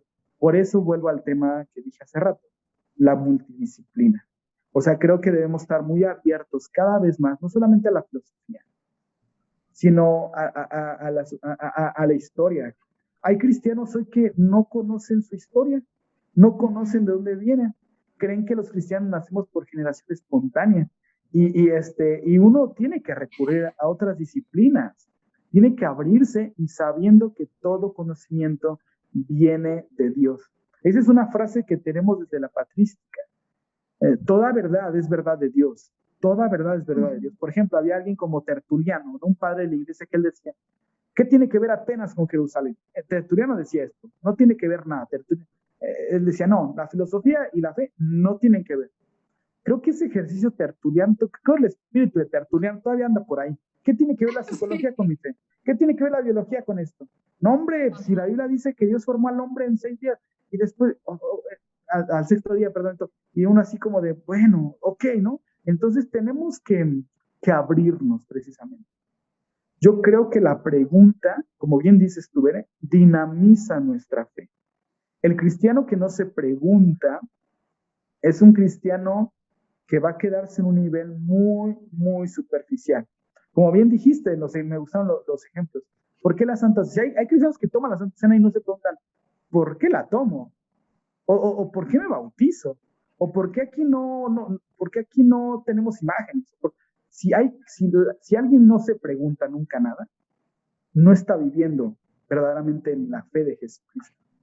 O sea, no está viviendo, porque la pregunta dinamiza, lo incómodo mueve, sacude. Y la verdad es que yo creo firmemente de que las crisis siempre dan lugar a algo mejor, cuando son bien llevadas las crisis. Entonces, la verdad es que, pues yo quería dejar la fe, me di cuenta que estas crisis que yo solito me quería meter en ellas no funcionaron, obviamente eh, porque yo creo lo que creo, no porque yo quiera creerlo, sino porque Dios ha puesto en mí lo que yo debo creer. Y si Él ha puesto en mí eso que yo debo creer, todo lo demás se puede caer, pero yo sé una cosa, solo una, que Él me ama y todo lo demás puede caerse, pero pues eso me sustenta. Entonces, esa es una pregunta filosófica. Esa es una pregunta filosófica. Y yo creo que los cristianos particularmente, fíjate que no deberíamos de tener miedo a hacernos preguntas cruciales. Bueno, no sé qué días atrás estaba grabando un capítulo y yo creo que decía esto, o sea que, y que por ahí también te lo compartían las preguntas, ¿no? Que a veces el preguntarnos, o a veces el practicar la filosofía en este sentido de preguntarnos, de cuestionarnos, de decir qué onda con esto, por supuesto que nos puede llevar a la crisis, claro que sí, o sea, porque va a haber momentos en los que tú sientes que no tienes la respuesta, en los que tú quisieras tener otra respuesta, y entonces obviamente pues eso te lleva como a las crisis, ¿no? Te llega como a preguntarte, o sea, ¿dónde está? ¿Dónde está Dios? ¿Por qué pasa esto? ¿Por qué las cosas suceden de esta manera? Y uno quisiera poder responderse todo esto, pero yo creo que el hecho de que nosotros nos preguntemos cosas también habla mucho de ese Dios en quien nosotros creemos, ¿no? Y el hecho de que nosotros nos permitamos preguntarnos esas cosas habla de que realmente tenemos una fe firme. Y hay quienes creen que está mal el hecho de que nosotros nos cuestionemos y dicen, no, no, no, es que si te estás haciendo preguntas así, quiere decir que entonces no tienes fe, quiere decir que entonces Claro. no crees, quiere decir, ¿por qué estás poniendo en tela de juicio? ¿Por qué estás dudando, por ejemplo, cuando te haces preguntas de la Biblia, ¿no? De la inspiración de la Biblia. Entonces, hay personas que sí son como muy en ese sentido. Y me acuerdo que hace un tiempo, no sé en dónde, un pastor ponía un ejemplo y hablaba sobre el dudar, sobre los jóvenes, sobre creer y todo esto. Y él decía, si tú pones ¿cómo se dice? No sé, un aparato, ¿no? El celular, supongamos. O sea, si tú lo pones en algún lugar y no quieres que ese se vaya para ningún lado, lo que tú, pues, vamos a suponer que está en una pendiente, ¿no? Y dice, pues vas a ponerle aquí una traba y luego una traba acá y luego una traba acá para que no se caiga, ¿no? Para que no le pase nada. Pero decía, finalmente, en algún momento vas a necesitar demasiados bloques alrededor de él para que no se mueva hacia ningún lado, si tú no quieres que se mueva hacia ningún lado. Y yo creo que a veces eso queremos hacer en la iglesia y a veces eso queremos hacer con los jóvenes, ¿no? No, no, no, no preguntes tú esto, repítelo y ya. No preguntes, porque si no, entonces te vas a ir para acá, te vas a ir para allá, vas a dejar de creer. Y yo creo que lejos de eso, los cristianos debemos de darnos la oportunidad de descubrir, de conocer, de aprender, de conocer otras religiones, de conocer lo que otras personas creen, de conocer sobre los dioses de las otras personas y todo esto, obviamente, siempre acompañando, ¿no? O sea, siempre acompañando a las personas con quien nosotros estemos, en el caso de nosotros como líderes, ustedes como líderes, porque yo estoy segura de que tú que has estado con jóvenes, te has encontrado muchas veces con jóvenes que conviven, y ahora está como muy de moda, movimientos como muy místicos, ¿no? Que el budismo, con personas que a lo mejor profesan otra religión, que se van a lo mejor hacia lo musulmán, que se sienten como, no sé, hindús o cualquier otra cosa, ¿no? Y de repente queremos como que no conozcan, como que no pregunten, como que no se vayan hacia allá porque entonces se van a perder. Cuando yo creo que en realidad deberíamos de estar trabajando más bien Ujú, en estas certezas y en estas convicciones nuestras ujú. para que el que te vean a ti o vean a tu joven haciendo otra cosa ya no tengas miedo, ¿no? De decir, híjoles, que ya se va a ir, híjoles, que ya lo van a engañar y no sé qué va a terminar creyendo. Yo creo que una fe que realmente se ha dado esa oportunidad de entrar en crisis y de dudar y todo eso, finalmente algo que yo también he entendido en todas las crisis que yo he tenido, que han sido bastantes, Ujú. todas las crisis es que Dios está ahí. O sea, Dios está ahí, Dios se responde, Dios se manifiesta de alguna o de otra manera. Y a veces, como tú dices, aunque de repente sí te quieres salir, te quieres ir, y dices, no, yo ya no, como decía Mía, ¿no? O sea, yo ya conmigo, sabes contar, Dios conmigo no cuentes, ¿no? Y Ujú, al ratito va otra vez, ¿no? Y le dices que es como un fuego ardiente que está dentro de mí y no puedo sacarlo, o sea, pues va a tener que seguir ujú, aquí contigo. Y cómo ujú. esta crisis, o sea, realmente él quería declinar de la fe y Claro, del claro, sí. ministerio y de todo, ¿no? Y Dios no le dijo nada, o sea, Dios ni le dijo, no, ahora te quedas aquí a fuerza, o sea, Dios le dijo, vas, ¿no? Pues te quieres y pues vete. Pero Sí. finalmente la obra en la que, o la forma en la que Dios actúa en los que somos creyentes, es un poder sobrenatural, o sea, es algo Claro. que a veces va más allá de las palabras, de las reglas, va más allá de condicionar, va más allá de te voy a quitar la membresía, va más allá de es que cuida tu testimonio, o sea, creo que la forma en la que Dios actúa Ujú, Dios que hemos creído en Él es una forma espiritual y que tenemos que creer en eso, o sea, tenemos que creer que verdaderamente Dios llama a aquellos que realmente han tenido un encuentro con el Espíritu. Y ahí totalmente. quizás fallamos, ¿no? Porque quizás más bien no les hemos predicado realmente un evangelio que hable del Espíritu Santo. No los hemos Claro. llevado a que se encuentren o que tengan este encuentro espiritual como del que hablaba Jesús con Ujú. Nicodemo, ¿no? Tienes que nacer de nuevo. Y Sí, entonces ya cuando naces de nuevo, todas las cosas cambian. O sea, si mientras tú lo quieras asimilar solamente por fuerita, solamente de palabras y esto, vas a seguir igual. O sea, así claro. vengas y seas miembro y todo lo que tú quieras, si no pasa algo dentro de ti, no va a haber poder humano que te detenga, ¿no? Y que te mantenga, porque finalmente estamos ligados a Dios en un sentido espiritual, en algo que no se explica, en algo que aún muchísimos teólogos terminan diciendo, es que eso no lo podemos explicar, ¿no? O sea, el Claro. tema espiritual, sobrenatural es algo que no se entiende, que no podemos comprarlo, que no podemos explicarlo, que no podemos manipularlo tampoco, porque es algo que viene de Ujú. Dios.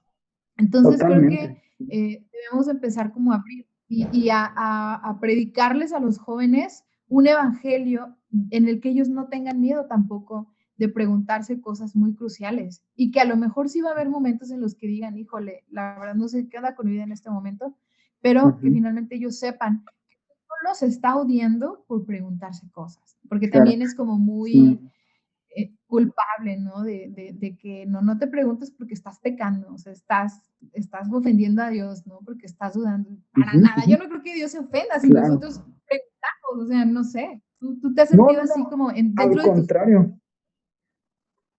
Sí, no, al contrario. De hecho, me viene a la mente inmediatamente un pasaje de la Escritura que es en Mateo 28, donde dice, ya Jesús ya resucitó, ya en Mateo 28, los últimos versículos es lo llamado la gran comisión, ¿no?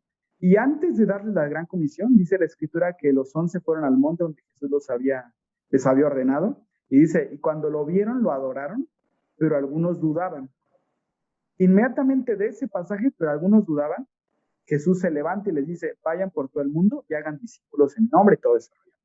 O sea, y la pregunta es, a ver, dos preguntas. ¿De qué dudaban los discípulos? Y la otra pregunta es, ¿Jesús sabía que dudaban? Y la respuesta es, ¿de qué dudaban? ¿Quién sabe? ¿Jesús sabía que dudaban? Seguramente sí, por supuesto, Él sabe todo. Él sabía. Y aún así, Jesús sabe que dudan y a estos que dudan los manda a predicar y los manda a bautizar en su nombre y a discipular. Entonces, esa palabra que algunos dudaban es una palabra griega llamada edistasan, así es edistasan. Es un tipo de duda que a diferencia de apistis, que es incredulidad, la edistasan, la duda, no impide adorar ni impide obedecer. Ese es el punto. Yo siempre motivo a los jóvenes, duda de lo que quieras. O sea, duda, pero tus dudas no deben obstaculizar tu adoración y tu obediencia, porque los discípulos, dice la escritura, fueron donde Jesús les ordenó. Cuando lo vieron, todos adoraron, pero algunos dudaban. Es decir, hay una duda que es la duda cristiana, yo le llamo así, la duda que viene del Señor, que no importa tus dudas, continúa en el camino. Y aquí yo quiero traer a colación a otro filósofo que es Søren Kierkegaard. Søren Kierkegaard es un filósofo danés y Søren Kierkegaard tiene un modo de vida que llama el salto de fe, el salto de fe. Cuando ya no quedan respuestas, lo que debemos es aventarnos a lo que él llama el vacío, aventarnos al vacío. Sí. Finalmente la fe es un arrojo, es aventarnos, aunque no tengamos la respuesta, aunque no tengamos la certeza, es aventarnos, ¿no? Es creer que va a pasar así. No sé si me explico, es lo que decía Kierkegaard, ¿no? Ajá, y creo que tiene que ver un poco por ahí. Hay que motivar las dudas, hay que motivar el pensamiento crítico, pero no se vale vamos, el creyente que abandona la fe, yo sí ya tengo quizá problemas con él porque a lo mejor no fue llamado, ¿no? Pero la persona o el creyente, estoy tocando acá, perdón, y la persona o el creyente que da ese paso a pesar de las dudas y continúa en el camino, es quien el Señor lo sustenta, ¿no? Quien va a estar ahí. Sí. Ay, bueno, tengo otra cosa que quería platicar contigo, porque definitivamente hay muchas otras de las que podemos hablar, pero hay alguna otra cosa que fíjate que a mí me genera mucha duda y que sé que tiene que ver con la filosofía, porque la filosofía estudia la ética, ¿no? La filosofía estudia este tema de los valores. Y creo que el tema de los valores está muy relacionado también con la iglesia, ¿no? Y con la religión como tal, porque finalmente todas las religiones tienen una estructura de valores, ¿no? Todas las religiones tienen una manera en la que se cataloga, ¿no? Lo que está bien, lo que está mal.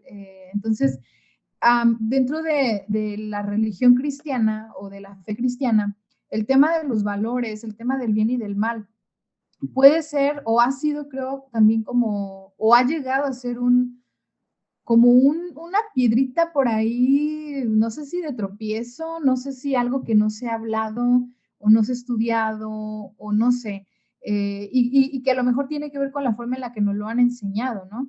El hecho de pensar qué es lo que está bien y qué es lo que está mal en la iglesia, de si la religión se trata o la fe cristiana se trata de hacer lo que está bien y lo que está mal, porque digo, honestamente, si nos vamos a cuestiones de lo que está bien y lo que está mal, yo podría decir muchas cosas que yo creo que están bien o que están mal, y decirlo eso y plasmarlo en una religión, y la gente tiene que hacerlo.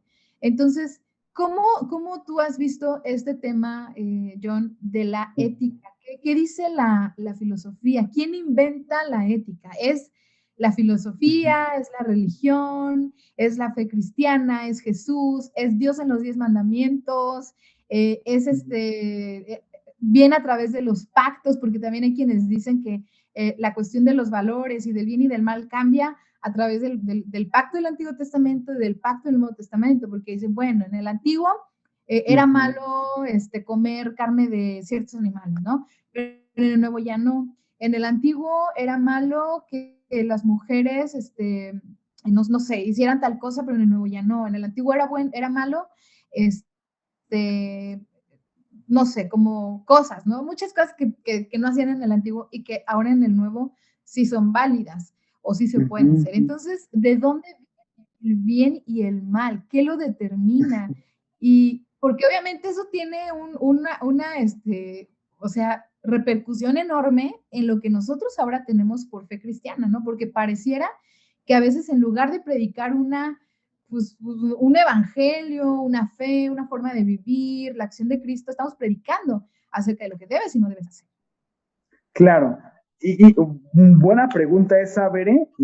No sabría la respuesta así, pero comento algo. Por ejemplo, yo lo que sé, sí, la filosofía se divide pues en grandes disciplinas. Por ejemplo, la estética, ¿no? La estética pues es justamente como su nombre lo dice, va a apreciar entre lo que es bello, lo grotesco, lo sublime, todo eso. Esa es la rama de la filosofía, es la estética. Hay una estética en la Biblia, ¿no? Lo blanco, ¿no? Lo blanco, lo resplandeciente, lo bello, hasta o sea, todo eso versus lo oscuro, las tinieblas, lo feo, todo eso, ¿no? En la filosofía hay una metafísica, ¿no? El fin último de las cosas. En la filosofía hay una epistemología. ¿Cuáles son las condiciones necesarias para tener conocimiento? ¿Por qué se cree esto y no lo otro? Etcétera, ¿no? Es la epistemología. Se tiene, por ejemplo, también la política, es también una rama de la filosofía. Se tiene también, por ejemplo, dentro de todo este cúmulo, pues tenemos a la ética. Se me están yendo varias disciplinas por ahí, de la metafísica, tenemos la estética, tenemos la ética, tenemos, quizás se me están yendo algunas, pero obviamente, y la ética viene de una palabra que se llama ethos, que es guarida, significa guarida. Ese es el nombre más primigenio de la ética, ¿no? La guarida. El refugio, ¿no? Aquello que permanece, a lo cual tú puedes recurrir, ¿no? Que puedes socorrerte. Ahora, dentro de la Biblia, por supuesto, de las religiones incluso, toda religión tiene tres elementos: un mito, un rito y una ética. Entonces, lo que constituye una religión es un mito fundante, es decir, un relato, no el relato que se cuenta, en este caso, pues es Yahvé en el Antiguo Testamento, de un Dios creador que se relaciona, que escoge un pueblo, ¿verdad? Que pelea sus batallas, etcétera, etcétera, ¿no? Que esperan un Mesías, todo ese es el mito fundante. En el budismo pues, hay un mito fundante, ¿verdad? En el Islam hay un mito fundante, toda la gente tiene un mito fundante. Luego tienen un rito, es decir, la manera en la cual yo me relaciono con esta deidad, ¿no? Y en el Antiguo Testamento, pues era el rito, 613 preceptos, ¿verdad? De la manera en cual uno debe relacionarse con Dios. El rito en el Antiguo Testamento principalmente, pues era a través del sacrificio, ¿no? Ese es el rito principal. La Pascua, ¿no? Las fiestas, ese es el rito. En el cristianismo, pues nuestro mito, pues es Jesucristo, ¿no? Y todo el Antiguo Testamento, por supuesto. Nuestro rito, ¿cuál es nuestro rito? ¿Cuáles son los ritos que como cristianos tenemos? Pues ir a la iglesia, leer la Biblia periódicamente, dar diezmo. ¿Qué más ritos tenemos? Bautizarnos, tomar la Santa Cena. Eso es como el rito que decimos nosotros exige Dios para relacionarme con Él, ¿no? En este caso con la divinidad. Y luego viene una ética, es decir, hay un mito, un rito y una ética fundante, una ética vinculante le llaman, en la cual uno se va a relacionar con las demás personas. Ahora, yo lo que creo en lo particular es de que la ética cristiana está y debe estar anclada en el mito fundante, no en el rito. ¿A qué voy con esto? La ética debe estar basada en la narrativa, en lo que nosotros creemos, o sea, en nuestras creencias y convicciones básicas. El problema es de que los cristianos basan su ética en el rito. Y entonces, para relacionarme con Dios, debo cortarme el cabello, ¿no? O debo usar un velo, o no debo tomar bebidas alcohólicas, o debo traer falda, o no debo maquillarme. Y ese es un problema, porque, o sea, sí que es un problema, porque obviamente después nuestra manera de relacionarnos entre nosotros depende de algunos elementos culturales, ¿no? Por ejemplo, o sea, esta parte no sé, del pelo. En algún momento fue el pelo, vamos, en los hombres súper estigmatizado. El maquillaje en las mujeres en algunas tradiciones sigue siendo un tema, ¿no? El tema, por ejemplo, de los tatuajes, creo que es un tema muy ahí, ¿no? El tema, por ejemplo, de las bebidas alcohólicas o las fiestas. Y yo lo que creo es de que finalmente debemos anclar todas nuestras actitudes, todas nuestras prácticas, nuestro ethos, nuestro carácter de vida en lo que, en lo que es Dios. O sea, justo en lo que es Dios. Y sabemos que es un Dios de amor, sabemos que nos ama. Y de hecho, hablando ahorita de las creencias, de las dudas, regresando un poquito a este tema, sí creo que al cristiano lo va a sostener no las convicciones, sino el amor. Eso es lo que creo. O sea, al cristiano lo que lo va a sustentar son las convicciones, perdón, no son las convicciones, sino es el amor. Es cómo se siente, no lo que sabe. Entonces yo por eso creo que mi fe es muy frágil. O sea, mi fe se puede romper, mi fe la llevo en vasos de barro. O sea, yo llevo mi fe en vasos de barro, porque mi fe puede cambiar. O sea, dice, no, mi fe es inquebrantable. Híjole, si se me muere ahorita mis hijas, o sea, ¿dónde va a estar mi fe? No voy a decir, ay, aquí bien. O sea, no creo que quede intacta. No. Pues, hay algo que me va a sustentar, que es cómo me siento, y hay algo que es el amor del Padre, eso es lo que nos sustenta. Eso es con respecto a las convicciones. Ahora, con respecto a la ética, creo que va mucho por ahí. O sea, creo que finalmente mis relaciones personales están basadas no en mi rito, sino en el mito entendido como la narrativa, ¿no? No como fábula, ¿no? El gran relato, ¿no? De la el historia. gran relato, claro, el gran relato. Ajá. Y yo me relaciono contigo de esta manera. Yo hago esto de una u otra manera porque hay un Dios que me ve, un Dios que me ama, un Dios al cual quiero servir. Entonces, más o menos sería por ahí mi idea, y creo que sí hay elementos culturales en la Biblia que pues ya no debemos practicar, ¿no? O sea, que ya no, que están superados. El Nuevo Testamento mismo lo superó. Por ejemplo, el tema de comer de los sacrificados a los ídolos. El mismo Pablo lo supera, ¿no? Pero bueno, en el Apocalipsis otra vez como que condena a los que comen de los sacrificados a los ídolos, ¿no? Pablo lo condena, pero en Apocalipsis como que lo sigue manteniendo de no, manténganse así. Entonces finalmente creo que hay aspectos culturales que uno debe respetar. Si tú estás en una iglesia donde pues está mal embriagarte creo que en todos lados, o tomar vino, pues no lo hagas, ¿no? Yo sí recomiendo no hacerlo, finalmente, ¿no? O sea, creo que sí hay elementos culturales que si tú, por amor a tus hermanos, tú sabes que no están mal, pero por amor a ellos, no los hagas, está bien. Y si quieres hacerlos, cámbiate de comunidad, pero no destruyas la comunidad, ¿no? O sea, creo que hay dentro del carisma, dentro de los dones de Cristo, dentro de las expresiones de fe, hay lugar seguramente donde tú puedas caber, ¿no? Pero no destruyes lo que no creas que es así. Más bien, pues, o sea, que el rito no predomine, sino la ética, ¿no? La narrativa, el relato, ¿no? Diría eso un poquito, ¿no? Sí, es igual, que finalmente el rito, o sea, pensándolo en cuestión como cultural y al menos yo como lo he visto desde el tema misionológico, el rito es algo que va a vivirse de una manera diferente en cada lugar, ¿no? O sea, aunque habemos muchos cristianos en el mundo, los mismos, o sea, la forma en la que yo profeso mi religión, la forma en la que yo expreso mi fe, no es igual que como la expresan en otros lugares, ¿no? Incluso aquí en México, no va a ser igual que como la expresan en China, en Japón, no sé, en otros lugares, ¿no?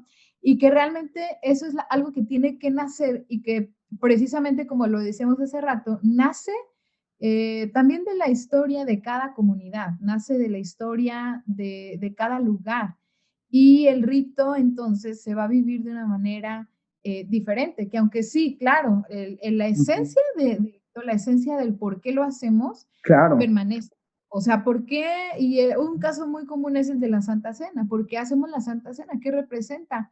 Pues Jesús lo dijo, ¿no? O sea, este es mi cuerpo, esta es mi sangre, que representan el viejo pacto, que representan el nuevo pacto, y cuando ustedes hagan esto, háganlo en memoria de mí, ¿no? Entonces, esa es la esencia de la Santa Cena. ¿Cómo lo hacen? Ahí ya varía 380,000 veces, porque incluso aquí en México hay Claro. quienes lo hacen que pasan y lo tomas tú, o te lo da el pastor, o lo Ujú, reparten los ancianos, o algunos hacen ujú, galletitas, otros hacen pan Bimbo, otros incluyen a los niños, otros no incluyen a los ujú, niños, ujú, algunos lo dan a los que son miembros, otros les dan solamente, o más bien a todos los que están, aunque no sean miembros. Hay ujú, lugares en donde pues, no utilizan el vino, utilizan agua, utilizan leche, utilizan otras cosas, ¿no? Tortilla, ujú, no sé. O sea, realmente ese rito en ese sí, sentido va a cambiar y va a cambiar de acuerdo a la cultura y va a cambiar de acuerdo a cómo la gente también, porque al final de cuentas, y esto también es muy cierto, yo no sé si esté equivocada, pero al final de cuentas los ritos los hacen los humanos, o sea, los ritos son algo muy, muy humano, o sea, los ritos son algo que creo que si Dios en el Antiguo Testamento nos manda cómo hacer un rito, o sea, les dice a ellos, miren, van a hacerlo con tantas piedras, van a hacerlo con tal madera, van a hacerlo con tantos elementos. Finalmente creo que era porque estaba formando en ellos que ellos no sabían ni qué onda como pueblo. Me Ok, asusté. ok, A ellos ajá, como pueblo les enseñan, ¿no? O sea, finalmente el Éxodo nos enseña, Éxodo y Levítico es un libro en el que vemos a un Dios educando a su pueblo, ¿no? O sea, le está claro, enseñando a hacer un rito, y lo relaciona con un rito para que ellos tengan manera de hacerlo, ¿no? Y claro. obviamente eso va entonces, ahora nosotros, como seres humanos, finalmente los símbolos, o sea, los símbolos, los elementos que utilizamos para hacer las cosas, es algo nuestro, es algo que Dios ha puesto en nosotros, la capacidad de crear, la capacidad de buscar Ujú, algo que a mí me relacione con Dios, que a mí me haga expresar lo que yo siento y lo que yo soy, es ujú, algo que viene de los seres humanos. Y no digo que Dios no tenga que ver en eso, sino que Dios así ujú, nos hizo. O claro. sea, nos hizo con el deseo de cantar, ¿no? De cantar a un ser supremo, nos hizo con el deseo, a lo mejor de, no sé, de cerrar los ojos o no cerrar los ojos, Ujú, ujú, ujú, nos hace con esta capacidad de buscar algo, de hacer altares, de poner flores, de poner fotos, de algo que nos ayude a nosotros a representar lo que estamos sintiendo, lo que ujú, queremos decir, ¿no? Y esto es muy claro a través de las historias de todas las culturas en el mundo. O sea, por eso se ujú, hacen pirámides, por eso se hacen altares, por eso se escriben cosas. O sea, porque finalmente el hombre, como un ser que busca esta comunión con la deidad, va a buscar la forma de expresarlo. Entonces, creo que en ese sentido también los ritos y el ujú. hecho de nosotros muchas veces satanizar algunas cosas o desechar algunas cosas por el hecho de que es que esto no va como yo lo hago, pues Ujú, puede ser peligroso, ¿no? Porque a lo mejor habrá, claro. habrá hermanos que digan, es que a mí no me gusta cómo aquí Ujú. hacen la ¿Cómo Santa Cena cantan, no? ¿Cómo? Ajá, o cómo cantan, o cómo oran, o cómo esto, ok, bueno, pues no te sientes cómodo ahí, si esa no es tu ujú, forma de expresar tu fe, si tú sientes que debes de ser de otra forma, pues no pasa nada, ¿no? Ni eres ujú. más cristiano tú, ni es más cristiana la Totalmente, otra persona. Simplemente tienen formas diferentes de expresar la fe. Entonces habrá claro. quienes digan, a mí sí me gusta mucho cantar y yo siento que de esa manera yo expreso mi convicción y expreso mi fe y me conecto con Dios. Y hay personas que dicen, es que yo, o sea, no, a mí no se me da y menos cantar enfrente de la gente, no me gusta que me vean cantar enfrente de la gente, ¿no? Entonces, y eso no quiere decir que no creas en Dios, Claro. simplemente que, pues, ¿no? Entonces, como dices, a veces el hecho de basar lo bueno, lo malo, esa parte de la ética, en las cuestiones que tienen que Ujú, ver con la forma en la que expresamos nuestra fe, también es algo que vale la pena, ¿no? Cuestionarnos, vale la pena eh, valorar qué tan tolerantes ujú. somos nosotros a cómo la otra persona también vive su fe. Claro, siempre y cuando esté basado en lo que Dios nos enseña, en lo que Dios nos permite, en lo que Dios Totalmente. establece, ¿no? Dentro de lo que en toda la historia nos va enseñando. Claro. No, totalmente de acuerdo, Veré, sí, sí, sí. No, pues me gusta la manera de pensar. Bueno, John, pues mira, Vamos a ya ver. estamos terminando después de estos mucho tiempo que hemos estado acá y que podríamos platicar mucho más. Wow, sí, sí, sí. Espero que después aceptes otra invitación para volver a estar aquí con nosotros. Y seguramente hay mucho más de verdad de lo que podemos seguir profundizando. Pero quiero terminar con una pregunta que es con la que, bueno, termino con todos los invitados y es, ¿qué sería o qué es algo que te preocupa a ti de la iglesia en el presente?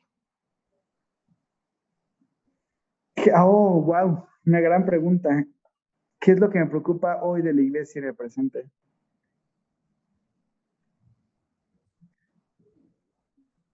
Tendría que ser una cuestión. Dentro de mis preocupaciones hay muchas. Quisiera ver cómo las aglutino o ver la más causal, ¿sabes? Porque dentro de la iglesia me preocupan muchas cosas, ¿no? Me preocupa, fíjate, ver que antes me preocupaba muchísimo como las creencias particulares de la iglesia. Es decir, a mí me horrorizaba este tema de la división. Me horrorizaba que hubiera expresiones distintas a las mías, porque dije, es que ellos no creen, o estos creen algo distinto, o ellos son muy liberales, o ellos son muy conservadores, o ellos son muy gay. Antes hace unos años te hubiera dicho la herejía, ¿no? La división, ¿no? Creo que lo que más me preocupa hoy día de la iglesia es de que, ya sé cómo podrá continuar todo. Es de que la iglesia no. Mira, nosotros como iglesia reformada bautizamos niños, ¿no? Otras expresiones de fe bautizan solo creyentes. Yo lo que creo es de que como iglesia reformada debemos convertir a los bautizados. Es decir, creo que estoy metido en un mundo eclesiástico en el cual estoy ahora trabajando, que creo que hay personas que no han tenido un encuentro con Jesús verdaderamente y me preocupa que sean el hijo mayor de la parábola del hijo pródigo, ¿sabes? Es decir, no me preocupan el pecado. Antes te hubiera dicho el pecado, ¿no? El hijo menor, el que se va, la herejía, la separación, ¿no? Todo esto, estas expresiones idolátricas, los cristianos que toman, que fuman, que se drogan, ¿no? Ahora mi preocupación es sentirnos cerca de Dios sin estar verdaderamente cerca. Y creo que me preocupa el religiosismo que estamos teniendo en algunas expresiones. Me preocupa el legalismo, pero también el libertinaje. Me preocupa el cristiano que se toma toda a rajatabla literalmente. Pero también me preocupa el cristiano que no, que, vamos, que reniega, ¿no? Que se aleja, que vitupera, que ataca. Y los dos creen estar cerca de Dios. Ese es el problema. El que dice love is love y el amor y Dios es solo amor y el otro es Dios exige de ti santidad y rectitud. Creo que los dos se sienten cerca de Dios. Y mi problema es que creo que estamos polarizándonos. Cada vez más el cristianismo está muy polarizado. Y creo que los cristianos nos creemos muy cerca de Dios y a lo mejor estamos apartándonos.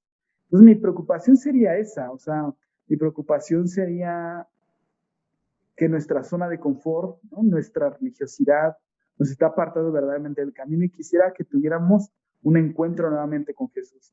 Ahora, la historia a mí me demuestra que siempre la comodidad es un enemigo del núcleo de la fe, ¿no? O sea, de repente cuando uno está muy cómodo, el cristianismo no es tan bueno ni tan sano cuando todo va bien. Creo que cuando el cristianismo ha sido puesto a prueba es cuando el cristianismo ha sacado a flote su esencia y su destila, ¿no? Lo que es el evangelio. Y creo que o sea, me preocupa que el Señor tome cartas en el asunto, ¿no? Y que diga, ¿saben qué? Quiero acercarlos a mí, quiero que destilen mi fragancia, que huelan a mí, que muestren mi rostro, que muestren mi luz, y que para eso el Señor tenga que acercarnos a través de una prueba, quizá, y que parece muy viable. O sea, el tiempo que estamos viviendo no es un tiempo muy cómodo, ni se esperan muy buenas cosas en un futuro, ¿no? Yo no soy un optimista del futuro, ¿no? Hablando ecológica, social, políticamente hablando, nuestro mundo está muy complicado, pero vamos, al final va a estar bien todo, pero el tránsito para que el Señor nos acerque a Él puede ser algo pues, como un padre amoroso, ¿no? Que Él aprieta solo cuando abraza, no cuando, no, o sea, Él aprieta solo cuando, creo que el abrazo del padre, que es lo que necesitamos ahora, muchos lo creen ya, pero pero me preocupa eso. No lo había pensado, mira, tal cual así como una respuesta así, pero me va a dar más para pensar esto, veré. Pues ojalá que haya sido fructífera nuestra charla el día de hoy. Sí, no, hombre, claro que sí, John. Creo que es muy, muy valioso todo tu ministerio, lo que haces y también lo que podamos compartir, porque finalmente la idea también es que las personas puedan sentirse identificadas, ¿no? Y que en algún momento digan, chale, pues yo también en algún momento me hice la misma pregunta, yo también en algún momento no supe la misma respuesta, ¿no? O sea, y no se trata de tener todas las respuestas, sino de decir, pues igual estamos igual, o sea, y hay que acompañarnos, ¿no? Porque finalmente el camino de la fe también es un camino en el que nos acompañamos aún en la duda. Claro, Y totalmente. está con nosotros aún en la duda, ¿no? Cuando Jesús va caminando con estos dos hombres y que ellos estaban dudando, ¿no? O sea, ellos estaban justo pues, diciendo, ¿qué onda? O sea, la verdad es que no sé, o sea, no sé si resucitó, si no resucitó, o sea, ¿qué va a pasar ahora? Y Jesús iba con ellos y los acompaña. Entonces, creo que generar una comunidad de fe en la que sean válidas las preguntas y sea válido también decir, pues, vamos a seguir investigando, ¿no? Vamos a seguir aprendiendo, vamos a seguir hasta encontrar la verdad de Dios que traiga, como decía, ¿no? Esa paz a nuestra alma. Entonces, pues, John, muchísimas gracias. Qué tiempo tan padre, qué tiempo tan enriquecedor. La verdad es que aprendí muchas cosas que hoy no sabía y que me dejan con mucho por querer adentrarme en algunas cosas, por querer pues descubrir, leer y todo. Entonces, también la intención del podcast es eso, es poder generar preguntas y querer también responderlas, ¿no? Entonces, bueno, para todos quienes han estado con nosotros en este capítulo, recuerden que nos pueden seguir en nuestras redes sociales, en Instagram y en Facebook, nos encuentran como En Busca de un Cristiano. También seguramente para entonces, cuando salga ya vamos a tener nuestro canal en YouTube, en donde pueden ver esto que si lo están escuchando lo pueden ver y si lo están viendo lo pueden escuchar en Spotify. Y también tenemos nuestra página web, que es www.enbuscadeuncristiano.com. Ahí van a encontrar información que Johnny muy amablemente nos va a dar, libros que nos recomiende, algunos de los que ha mencionado en este capítulo, por si les interesa alguno de los que escucharon aquí y no pudieron anotarlo, él nos va a compartir y en la parte, ahí en la página en donde viene extras, ahí ustedes pueden entrar y van a tener la información, los libros, si nos recomienda series o películas, etcétera, que nos van a ayudar a profundizar un poco más en esto. Él va a estar ahí para compartírnoslo. Ahí pueden entrar, es acceso libre, nada más necesitan ir a la página y ahí pueden encontrar toda esa información adicional. Entonces, pues gracias a todos. Si les gustó este capítulo, compártanlo con alguna persona que crean que le puede gustar, que lo pueden necesitar y también nos ayudan a crecer este proyecto, que lo que buscamos pues es poder generar un espacio, como lo dice, de conversación, un espacio de intercambiar ideas que nos ayuden a enriquecer nuestra fe y nuestra experiencia con Dios. Así que, Johnny, muchas gracias de verdad por tu tiempo. Yo sé que luego andas bien ocupado también y muchas gracias por haber estado con nosotros aquí. De qué, Veré, cuídate mucho y te mando un abrazo bien grande, Veré. Nos vemos a todos. Hasta luego. Nos vemos. Bye. Bye, bye.